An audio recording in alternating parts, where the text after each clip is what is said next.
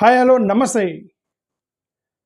యేసుక్రీస్తు కప్పుకున్న దుప్పటి DNA test చేస్తే భారతదేశ మూలాలు కనపడ్డాయని చెప్పేసి యూట్యూబ్లో వీడియోలు పెడుతున్నారు. వీళ్ళు చెప్పే ప్రతి ఫేక్ న్యూస్ని మనం కౌంటర్ చేయలేక నానా తంటాలు పడాలి. వీళ్ళొక గతంలో కూడా చాలా ఫేక్ న్యూస్లు క్రియేట్ చేశారు. భారతదేశంలో యేసుక్రీస్తు ఇండియాకు వచ్చాడని, జమ్మూ కాశ్మీర్ వచ్చాడని, తపస్సు చేశాడని, హిందీ నేర్చుకున్నాడని, తమిళ్ నేర్చుకున్నాడని, ఒకటి కాదు చాలా ఫేక్ న్యూస్లు క్రియేట్ చేశారు వీళ్ళు గతంలో. సరే, ఎనివే, అంటే ర్యాండమ్గా ఎవరు ఫేక్ న్యూస్ క్రియేట్ చేయరు. ఎవడో ఇంగ్లీష్ వాడే రాస్తాడు. ఇంగ్లీష్ వాడు ఇవన్నీ రాసేది ఇంగ్లీష్ వాడు ఎవడో పబ్లిష్ చేస్తాడు. ఇండియాలో ఫేక్ న్యూస్ క్రియేట్ చేయరు. ఈ ఇంగ్లీష్ వాడు ఎవడో ఒక చిన్న ఆర్టికల్ అయితే ఫేక్ న్యూస్ రాస్తాడు. దాన్ని ఇక్కడ ఇండియాలో స్ప్రెడ్ చేస్తారు. దాన్ని వీళ్ళకి సంతోషం, యేసుక్రీస్తు ఇండియాకు వచ్చాడంట అని. రెండు కారణాలు. ఒకటి, ఆయన కూడా హిందువు అని చెప్పడానికి ఒక కారణం. రెండోది, ఆయన దేవుడు కాదు ఏం కాదు ఇండియాకి వచ్చిపోయిందని డౌన్ గ్రేడ్ చేయటం, డిగ్రేడ్ చేయడానికి ఈ రెండు కారణాలతోటి ఫాస్ట్గా వీళ్ళు ఫేక్ న్యూస్ స్ప్రెడ్ చేస్తారు. సో మీరేం నమ్మకండి అది. సరే, మనం కొన్ని రూమర్స్ చూద్దాం. ఇప్పుడు జరుగుతున్న రూమర్ గురించి చూద్దాం. ఇప్పుడు జరుగుతున్న రూమర్ ఏంటంటే, అదే ఎక్కడో 1978లో ఒక దుప్పటిని స్పెయిన్లో ఒకటి దుప్పటి ఉంటే దాన్ని డిఎన్ఏ టెస్ట్ చేస్తే దాంట్లో 40% 50% ఇండియాకి సంబంధించినటువంటి మూలాలు ఉన్నాయని చెప్పేసి వాళ్ళు ఎవరో రాశారు. పాపం వీళ్ళని తప్పని మనం అనలేము. ఎందుకంటే వాడు ఎవడో పబ్లిష్ చేస్తాడు పైన. అమెరికా వాడు, ఇంగ్లాండ్ వాడు, జపాన్ వాడు ఎవడో పబ్లిష్ చేస్తాడు. వీళ్ళు దాన్ని పట్టుకొని తిప్పుతారనమాట దాన్ని. సో అది జరిగింది. ఓకే, బట్ రియాలిటీ ఏంటంటే డిఎన్ఏ టెస్ట్ యేసుక్రీస్తుకి సంబంధించినటువంటి, అదే ఆయన చనిపోయినప్పుడు ఆయన చుట్టి సమాధిలో పెట్టారు కదా, ట్యూరిన్ అంటారు దాన్ని. ఓకే, అది ఫస్ట్ ఆఫ్ ఆల్ యేసుక్రీస్తు హిమ్సెల్ఫ్ ఈజ్ ఎ బిలీఫ్, సైంటిఫికల్గా ప్రూవ్ కాలేదు. ఓకే, ఏది యేసుక్రీస్తు చనిపోవటం, సమాధిలో పెట్టడం, ఐ మీన్ 3వ రోజు లెగవటం, ఇవన్నీ కూడా బైబిల్ ప్రకారం విశ్వాసాలే తప్ప సైంటిఫికల్గా ప్రూవన్ ఫ్యాక్ట్ కాదు. ఓకే, ఏది యేసుక్రీస్తు ఉన్నాడు, scientifically proved. Jesus is there, scientifically proved. He was crucified, scientifically proved. He was buried, that is also scientifically proved. After burial what happened is not scientifically proved. Okay, ఆ తర్వాత అంతా కూడా faith బైబిల్లో ఉంది కాబట్టి మనం నమ్ముకుంటూ వస్తున్నాము. దీనికి సంబంధించి ఆ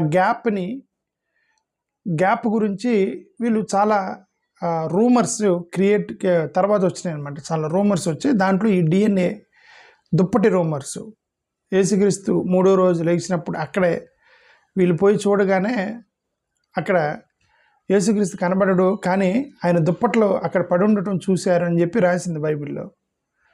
అంటే ఆ దుప్పట్లు ఇప్పుడు వీళ్ళు తీసుకున్నారని అర్థం కదా, అంతే కదా అర్థం. ఇప్పుడు దుప్పట్లు డిఎన్ఏ టెస్ట్ చేశారు ఇక్కడ ఇటలీలో అంటే అర్థం ఏంటి? ఇప్పుడు వీళ్ళు దుప్పటి తీసుకున్నారని కదా. ఆ దుప్పటి తీసుకున్నట్టు ఎక్కడ బైబిల్లో లేదు. వాళ్ళకి చూసి వెళ్ళిపోయారు వాళ్ళు, అంతే తప్ప దాన్ని కలెక్ట్ చేసుకున్నట్టు ఎక్కడ లేదు. ఒకవేళ వాళ్ళ దుప్పటి తీసుకొని ఉంటే, ఎవరు ముందు చూసింది? పేతురు, వీళ్ళు చూశారు. ఓకే, మరియమ్మ, పేతురు వీళ్ళు చూశారనమాట ముందు. వాళ్ళు చూసినప్పుడు ఆ దుప్పటి కలెక్ట్ చేసుకుంటే అక్కడి నుంచి వాళ్ళు దాన్ని జాగ్రత్తగా భద్రపరచడమో, లేదంటే దాన్ని పవిత్రంగా పూజించడమో ఏదో ఒకటి చరిత్రలో ఉండేది కదా. అది ఎక్కడ కూడా హిస్టారికల్గా దుప్పటి గురించి ఎక్కడా లేదు. సడన్గా ల్యాబొరేటరీలో తేలినాయి ఇవన్నీ కూడా. ఎక్కడెక్కడ తేలినాయో కూడా చెప్తాను. ఓకే, సో కాబట్టి ఇప్పుడు వీళ్ళు డిఎన్ఏ టెస్ట్ చేశారు, దానికి ఇండియాకు వచ్చింది అనే దానికి ఫస్ట్ ఆఫ్ ఆల్ ఆ దుప్పటికి సంబంధించి చాలా సోర్సెస్, మిడిల్ ఈస్ట్ వాళ్ళు, యూరోప్ వాళ్ళు ఎక్కువగా ఇవన్నీ స్ప్రెడ్ చేస్తూ ఉంటారనమాట. ఊరికే టూరిజం కోసం. యేసుక్రీస్తు దుప్పటి ఉంది అని అంటే అందరు చూడటానికి పోతారు కదా, టూరిజం డెవలప్మెంట్ కోసం చేస్తుంటారు ఇవన్నీ. ఇప్పుడు వీళ్ళు దేని గురించి అయితే మాట్లాడుతున్నారో, స్పెయిన్లో యేసుక్రీస్తు ఒకటి దుప్పటి ఉంది, దాన్ని డిఎన్ఏ టెస్ట్ చేస్తే ఇండియన్ మూలాలు దొరికాయని ఏదైతే ఉందో అది నిజంగా స్పెయిన్లో ఒక ల్యాబొరేటరీలో పెట్టి టెస్ట్ చేస్తున్నారు. దాన్ని టెస్ట్ చేస్తే అది 1354వ సంవత్సరానికి సంబంధించిన దుప్పటిగా గుర్తించారు వాళ్ళు. దాంట్లో ఇండియన్ మూలాలు ఉన్నాయి. ఎప్పుడుది వాళ్ళు ఏం చెప్తున్నారు, ఒక ల్యాబ్లో పెట్టి ఇది యేసుక్రీస్తు దుప్పటి అని చెప్పి, అది యాక్చువల్ దుప్పటి కాదు, ట్యూరిన్ అంటారు, మరి తెలుగులో ఏమంటారో. ఓకే, ఆ ట్యూరిన్ అనమాట. సరే మన దుప్పటైనా అంద వీళ్ళకి అర్థమైద్దాం, బ్లాంకెట్ అంటున్నారు కాబట్టి. సో ఆ దుప్పటి 1354 సంవత్సరానికి సంబంధించిన దుప్పటిగా అదే ఫ్రాన్స్ వాళ్ళు, స్పెయిన్ ఫ్రాన్స్ ఇప్పుడు యూనివర్సిటీ వాళ్ళు ఇండియా మూలాలు ఉన్నాయని ప్రచారం చేస్తున్నారని వీళ్ళు తిప్పుతున్నారు కదా. ఇప్పుడు వాళ్ళే చెప్పారు, ఆ రీసెర్చర్స్ చెప్పారు 1354 సంవత్సరానికి సంబంధించిందని. మరి దాన్ని ఎందుకు దాచిపెట్టి దీన్ని ఎందుకు హైలైట్ చేస్తున్నారు? ఇప్పుడు ఎవరైతే టెస్ట్ చేశారో ఇండియా మూలాలు ఉన్నాయి దుప్పట్లు అని ఎవరైతే చెప్పారో వాళ్ళే చెప్పారు 1354 సంవత్సరానికి సంబంధించిన దుప్పటి అని. మరి యేసుక్రీస్తు చనిపోయింది ఎప్పుడు? 1354లోనే కాదు కదా. అంటే ఆయన చనిపోయిన 1300 సంవత్సరాల తర్వాత దుప్పటి అది. సో అంటే అర్థం ఆయన యేసుక్రీస్తు దుప్పటి కాదు అది. ఓకే, ఒకటి పాయింట్. తర్వాత వీళ్ళు 1988లో అదే ఇంకొకరు స్టడీ చేస్తే వాళ్ళు ఏం చెప్పారంటే 1260 నుంచి 1390 మధ్యలో మీడివల్ పీరియడ్కి సంబంధించిన దుప్పటి అని చెప్పి వాళ్ళు చెప్పారనమాట. రీసెర్చ్ చేసిన వాళ్ళు చెప్పారు దాంట్లో ఇండియన్ మూలాలు కూడా కనిపిస్తున్నాయి ఆ దుప్పట్లో అని అర్థం. మరి 1350 సంవత్సరాల్లో దుప్పటి అనే దాన్ని వదిలిపెట్టి వీళ్ళు భారతదేశం యొక్క మూలాలు ఉన్నాయంటే యేసుక్రీస్తు దుప్పట్లు అని చెప్పి ప్రచారం చేస్తున్నారు. ఓకే, అది జరిగింది. ఓకే, ఇది దుప్పటికి సంబంధించి. మోరోవర్ ఇది యేసుక్రీస్తు దుప్పటి అని చాలా ప్లేసుల్లో ఎగ్జిబిషన్స్లో పెట్టారు. ఎక్కడెక్కడ పెట్టారు? ఇప్పుడు యేసుక్రీస్తుకి ఒకటే కదా దుప్పటి ఉంది. ఒకవేళ అది పీటరు మరియమ్మ వాళ్ళు కలెక్ట్ చేసి ఉంటే దాన్ని, ఒకవేళ అది కలెక్ట్ చేసి ఎక్కడన్నా ప్రిజర్వ్ చేసి ఉంటే ఎక్కడ ఒక ప్లేస్లోనే ఉండాలి కదా. అది ఇన్ని ప్లేసుల్లోకి ఎందుకు వచ్చింది? ఎక్కడెక్కడ ఉంది? ఇప్పుడు దేని గురించి మన వాళ్ళు ప్రచారం చేస్తున్నారు? ఇటలీ గురించి ప్రచారం చేస్తున్నారు. స్పెయిన్, ఇటలీలో ది షరౌడ్ ఆఫ్ ట్యూరిన్ ఇటలీ ఒకటి మోస్ట్ ఫేమస్ ఏంటంటే ఇటలీలో ఉంది అని చెప్పి చెప్తున్నారు. లార్జ్ అది యేసుక్రీస్తు చనిపోయినప్పుడు చుట్టారు కాబట్టి మూర్చిపోయినటువంటి ఒక బొమ్మ ఉంది, ఒక దుప్పటి ఉంది. దుప్పటికి మూర్చిపోయినటువంటి ఇలా బొమ్మ ఉండిద్ది అనమాట. ఇప్పుడు వాళ్ళ ఉద్దేశం ఏంటంటే యేసుక్రీస్తుని కొట్టారు కదా, రక్తం కారింది కదా శరీరం అంతా, ఆ దుప్పటిని ఇలా చుట్టారు కదా, ఆయన 3వ రోజు లేచిపోయాడు కదా, ఆ దుప్పటి ఆయన ముఖం బొమ్మ మొత్తం దుప్పటిగా అయిపోయిందని ఒక దుప్పటి స్పెయిన్లో పెట్టారనమాట. దాంట్లో ఇలా ఫెయింట్ అయినటువంటి వ్యక్తికి బొమ్మ ఉండిద్ది ఆ దుప్పటి మీద. ఆ రక్తం మరకలు బొమ్మగా క్రియేట్ అయిందని చెప్పి వాళ్ళు స్పెయిన్లో ఒకటి తిప్పుతున్నారు ఒక దుప్పటిని 1354 సంవత్సరానికి సంబంధించిందని. ఇప్పుడు వాళ్ళు చెప్పింది ఎట్లా వాళ్ళు ఇప్పుడు స్పెయిన్ వాళ్ళది ఇది సుడారియం ఆఫ్ ఓవిడో స్పెయిన్ ఇంకొక దుప్పటి స్మాల్ క్లోత్ అనమాట, చాలా చిన్న క్లోత్. అది యేసుక్రీస్తు తల కట్టుకున్నటువంటి దుప్పటి అని చెప్పేసి వాళ్ళు అక్కడ ఎగ్జిబిషన్లో పెట్టారనమాట. ఇదే ఇటలీలోనే మోనోపిలలో ఇంకొక క్లోత్ పెట్టారు. అక్కడ మనిషి యొక్క ఫేస్ ఉన్నది పెట్టారు. ఓకే, ఇంకొకటి ఫ్రాన్స్లో ఒకటి పెట్టారు. ఫ్రెంచ్ రెవల్యూషన్ టైంలో ఇది యేసుక్రీస్తు దుప్పటి అని చెప్పి అక్కడ పెట్టారు. ఇన్ని చోట్ల ఉండిద్దా ఒకటే దుప్పటి? ఓకే, ఇన్ని చోట్ల ఉంటుంది కదా. సో అది ఇవన్నీ కూడా ఏంటంటే ఫేక్ న్యూస్లు. బట్ ఆ దుప్పట్లు వాళ్ళ లోపలికి చూస్తే ఇప్పుడు వీళ్ళు చెప్పేది 1354 సంవత్సరాలది అయితే, స్పెయిన్లో ఉన్నది 7th సెంచరీకి సంబంధించింది అయితే, ఈ ఇటలీలో ఉన్నది 16వ సెంచరీకి సంబంధించిన దుప్పటి. సో వీళ్ళందరూ ఏదో ఎక్కడో ఒక పాత దుప్పటి కనబడింది అనుకోండి తవ్వకాల్లో, అది యేసుక్రీస్తు అని చెప్పేసి ఎగ్జిబిషన్లో పెట్టి టూరిజం డెవలప్ చేస్తున్నారు వీళ్ళు. సో అదే అనమాట జరుగుతుంది. అంతేగాని ఇవన్నీ ఫేక్ న్యూస్లు, మీరేం నమ్మకండి అవన్నీ.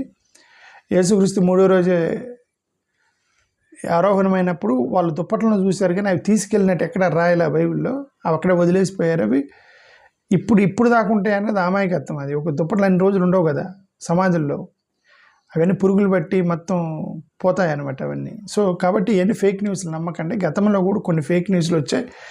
ఏమేమి ఫేక్ న్యూస్లు చేశారు గతంలో? యేసుక్రీస్తు 12 నుంచి 30 సంవత్సరాల మధ్యలో భారతదేశానికి టిబెట్కి వచ్చాడని ప్రచారం చేశారు గతంలో. ఇది ఒక రూమర్ కూడా ఉంది. ఎప్పుడు 12 సంవత్సరాల నుంచి 30 సంవత్సరాల మధ్యలో యేసుక్రీస్తు అంట భారతదేశానికి వచ్చాడట. టిబెట్కి కానీ ఇండియాకి కానీ వచ్చాడు, బుద్ధిజం నేర్చుకున్నాడు, హిందూయిజం నేర్చుకున్నాడు, మళ్ళీ ఇజ్రాయెల్ వెళ్ళిపోయాడు అని చెప్పేసి వాళ్ళు ప్రచారం చేస్తున్నారు. కానీ ఎక్కడ బుద్ధిస్ట్ పాలీ టెక్స్ట్లో కానీ అంటే బుద్ధిస్ట్ పాలీ టెక్స్ట్ మొత్తం రాశారు కదా, ఎక్కడికెక్కడ రికార్డులు రాశారు. ఎక్కడ రికార్డులో కూడా ఆయన గురించి ఎక్కడ లేదు ఇండియాకి వచ్చినట్టు. బుద్ధిస్ట్ పాలీ రికార్డులు కానీ, జైన్ ఆగమాస యొక్క రికార్డుల్లో కానీ, హిందూ ఉపనిషత్తులు వేదాల్లో కానీ అశోకుడు రాసినటువంటి అశోకుని యొక్క హిస్టరీ చరిత్ర పుస్తకాల్లో కానీ శ్రీలంకన్ క్రానికల్స్లో కానీ ఎక్కడ కూడా యేసుక్రీస్తు ఇండియాకు వచ్చినట్టు లేదు.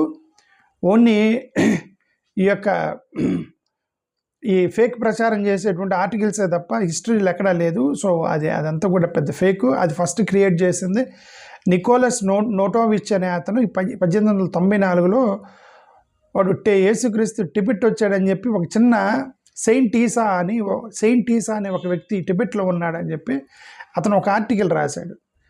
అతను ఆర్టికల్ రాసి అతను అందరు అనుభూతి 1895లో చెప్పాడు, నేను ఊరికే అన్నానని చెప్పేసి 90 సంవత్సరం తర్వాత చెప్పాడు, నేను ఊరికే అన్నాను, నేను అబద్ధం చెప్పానా అని అన్నాడు. అతనే స్టేట్మెంట్ ఇచ్చాడు, నేను అబద్ధం చెప్పాను, ఊరికే అన్నాడు, సరదాగా అన్నాను అన్నది తీసేసి ఆయన రాసిన ఆర్టికల్ చెప్తున్నారు టిబెట్కి వచ్చాడని. సో అది ఒక ఫస్ట్ ఫేక్ న్యూస్ నెంబర్ 1 అది. తర్వాత యేసుక్రీస్తుని సమాధిని ఇస్తే తప్పించుకొని పోయి భారతదేశానికి వచ్చాడని ఇంకొక రూమర్ క్రియేట్ చేశారు వీళ్ళు. అది అసలు 100% ఇంపాసిబుల్. ఎందుకు 100% ఇంపాసిబుల్ అంటే అక్కడ రోమన్ సిటిజన్స్ అతనికి ఇచ్చింది డెత్ పెనాల్టీ వేశారు. అతనికి కొట్టమైన పెనాల్టీ కాదు, డెత్ పెనాల్టీ వేశారు. రోమన్స్ యొక్క డెత్ పెనాల్టీ అంటే మనిషి ప్రాణం ఊపిరాగిపోయేంత వరకు కొడతారు అతన్ని. ఓకే, కాబట్టి తప్పించుకోవడం 100% ఇంపాసిబుల్. యేసుక్రీస్తు చనిపోయిన తర్వాత 3వ రోజు లేచిందని బైబిల్లో నమ్ముతున్నారు. బట్ అది రోమన్ డెత్ పెనాల్టీ ప్రకారం బైబిల్లో కూడా రాసి ఉండిద్ది. అతను చనిపోయాడా లేదని ఇంకొకసారి వచ్చి పొడిచారని చెప్పి టెస్ట్ చేశారని చెప్పి, కాబట్టి చివరి ప్రాణం పోయేంత వరకు పొడుస్తారనమాట. సో ఇంపాసిబుల్ ఆ యొక్క డెత్ పెనాల్టీ నుంచి తప్పించుకొని భారతదేశం రావటం అనేది, భారతదేశం కాదు అసలు డెత్ పెనాల్టీ నుంచి తప్పించుకొని అనేది ఇంపాసిబుల్ అనమాట. ఎందుకంటే ప్రాణం పోయేంత వరకు ఇక చచ్చిపోయాడు అన్నప్పుడే అక్కడి నుంచి వెళ్ళిపోతారు, అంతవరకు వెళ్ళరనమాట సైనికులు. అది డెత్ పెనాల్టీ అంత పనిష్మెంట్ సివియర్గా ఉండేది రోమన్ పెనాల్టీస్. ఓకే, సో అదంతా ఫేక్ న్యూస్, దాని గురించి ఏమీ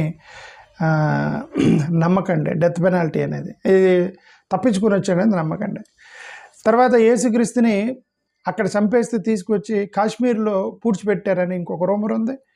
అది కూడా ఫేక్ అని తెలియంది. ఆ తర్వాత అక్కడ కాశ్మీర్లో యూజ్ అసాఫ్ అనేటువంటి ఒక వ్యక్తి ఒక ముస్లిం వ్యక్తి ఉన్నాడు 14వ సెంచరీలో. అతని సమాధిని యేసుక్రీస్తు సమాధి అని చెప్పేసి వీళ్ళు ఫేక్ క్రియేట్ చేశారనమాట. ఎందుకంటే జీసస్ క్రైస్ట్ రోమ్లో ఉన్నాడు, సెంట్రల్ ఏషియాలో లేడు. రోమ్ నుంచి 4000 కిలోమీటర్లు ఉంటుంది భారతదేశం. So impossible. ఏది ఒక కార్పెంటర్ కుమారుడు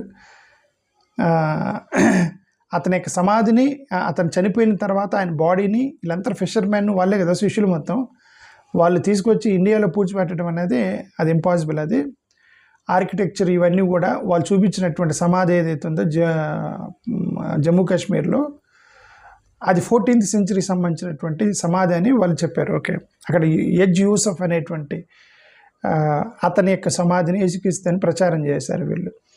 తర్వాత యేసుక్రీస్తు హిందూయిజం నేర్చుకున్నాడని, యోగా చేశాడని, బుద్ధిజం నేర్చుకున్నాడని ఈ రూమర్లు కూడా క్రియేట్ చేశారు. బట్ అది ఇంపాసిబుల్. యేసుక్రీస్తు ఒక అతని యూదుడు, చాలా స్ట్రిక్ట్ జూయిష్ లాని ఫాలో అయ్యేటువంటి వ్యక్తి. నజరేత్ కాపర్నహూమ్ అనేటువంటి ప్లేస్లో ఉన్నటువంటి వ్యక్తి. అరబిక్ మాట్లాడతాడు. అరామైక్, నాట్ అరబిక్, అరామైక్ అంటారు వాళ్ళని. అరామైక్ లాంగ్వేజ్ మాత్రమే యేసుక్రీస్తు మాట్లాడగలడు. 4000 కిలోమీటర్లు భారతదేశానికి వచ్చి ఇక్కడ నేర్చుకుని మళ్ళీ వెనక్కిపోయాడు అనేది అది ఇంపాసిబుల్. ఓకే, మరోవర్ ఆయన హ్యూమన్ ఫామ్లో ఉన్నాడు. ఇప్పుడు మన హిందూ వేదాలలో ఈ యొక్క వీళ్ళు రాసినట్టుగా ఆంజనేయ స్వామి జంప్ చేసి ఒక అడిగేస్తే ఆ కొండ మీదకి, ఒక అడిగిస్తే ఆ కొండ మీదకి జంప్ చేశాడు, రైట్. దీన్ని ఎత్తుకొని ఇట్లా వెళ్ళిపోయారు, లేదంటే బాణాలు వేస్తే తిరగబడ్డాయి, అవన్నీ కూడా కథల్లో లేవు. ఆయన కంప్లీట్ హ్యూమన్ ఫామ్లో ఉన్నాడని బైబిల్లో ఉంది. అంటే ఇప్పుడు నువ్వు ఎలాగో నేను ఎలాగో ఆ హ్యూమన్ ఫామ్లో ఉన్నాడని బైబిలే చెప్తుంది. ఆ హ్యూమన్ ఫామ్లో ఉన్నప్పుడు జంప్ చేసి ఇండియాలోకి రావడం అవన్నీ మిరాకిల్స్ చేయలేదు, మనిషిగానే ఉన్నాడు. కాబట్టి ఒక కార్పెంటర్ కుమారుడు ఇన్ని 4000 కిలోమీటర్లు భారతదేశానికి ఈదుకుంటూ వచ్చి, లేదంటే పడవలు బోట్లు పట్టుకొని వచ్చి ఇక్కడ నేర్చుకొని మళ్ళీ వెనకపోవడం అనేది ఇంపాసిబుల్. అది కాబట్టి అది కూడా ఫేక్ న్యూస్. ఇంకొక న్యూస్ వాళ్ళు ఫేక్ న్యూస్ చెప్పింది, అపోజిల్ థామస్ తమిళనాడు వచ్చాడు, అది ప్రూవ్ అయింది. హిస్టారికల్ కేరళ వాళ్ళు ప్రూవ్ చేశారు. ఓకే, థామస్ యేసుక్రీస్తు శిష్యుడు వచ్చాడు, అతనితో పాటు యేసుక్రీస్తు కూడా తప్పించుకొని వచ్చాడని అది ఒక రూమర్ ఉంది. సో అది కూడా ఫేక్. థామస్తో పాటు యేసుక్రీస్తు కూడా వస్తే అక్కడ హిస్టరీలో ఇద్దరు దొరకాలి కదా, థామస్ ఒకటే దొరికాడు, యేసుక్రీస్తు దొరకాలి. అంటే థామస్ వచ్చాడు, యేసుక్రీస్తు రాలా. ఇది కూడా ఫేక్ రూమర్, ఫేక్. ఓకే. ఇంకొకటి యేసుక్రీస్తు సంస్కృతం నేర్చుకున్నాడని, పాలీ భాష నేర్చుకున్నాడని, తమిళ్ భాష నేర్చుకున్నాడని చెప్పేసి ఆ రూమర్ ఉంది. అది కూడా ఇంపాసిబుల్. అరామిక్ మాత్రమే, మదర్ టంగ్ మాత్రమే మాట్లాడాడు ఆయన ఇజ్రాయెల్లో. కొద్దిగా హీబ్రూ లాంగ్వేజ్ లేక గ్రీక్కి సంబంధించి ట్రేడ్ భాష ఏమైనా వస్తే వచ్చి ఉండొచ్చేమో, కానీ మన సంస్కృతం నేర్చుకున్నాడు, పాలీ తమిళ్ మాట్లాడతాడు, అవన్నీ కూడా ఫేక్ న్యూస్లు. సో ఇప్పుడు కొత్తగా వచ్చింది ఇండియా డిఎన్ఏ ఫౌండ్, అదే షౌడ్ ట్యూరిన్ మీద ఇండియా డిఎన్ఏ వచ్చింది అనేది కూడా ఫేక్. ఇది 1260 1390 సంవత్సరానికి సంబంధించిన గుడ్డ అని వాళ్ళే చెప్పారు. అది ఆ ఒక్క ముక్కని వదిలేసి దీన్ని చెప్పకూడదు. ఓకే, టిబెట్ వచ్చాడని చెప్పి ఆయన చెప్పి తర్వాత ఒక సంవత్సరంలో తనపోయేసరికి చూపించే ఆధారాలంటే నేను ఊరికే అన్నానని చెప్పి అబద్ధం ఆడానని అతనే చెప్పాడు. ఈ సెకండ్ పార్టీని కట్ చేసి ఫస్ట్ పార్టీని తిప్పడం సోషల్ మీడియాలో ఇవన్నీ జరిగాయి అన్నమాట. సో అది జరిగింది. థ్యాంక్ యూ, నమస్కారం. సో ఫేక్ ఇవన్నీ నమ్మకండి. యేసుక్రీస్తు డిఎన్ఏ ఇండియా మూలాలు ఇవన్నీ కుదరదు. ఆయన ఎక్కడో ఇజ్రాయెల్లో నుంచి అసలు ఇటువైపుకి రాలేదు యేసుక్రీస్తు. థ్యాంక్ యూ, నమస్కారం.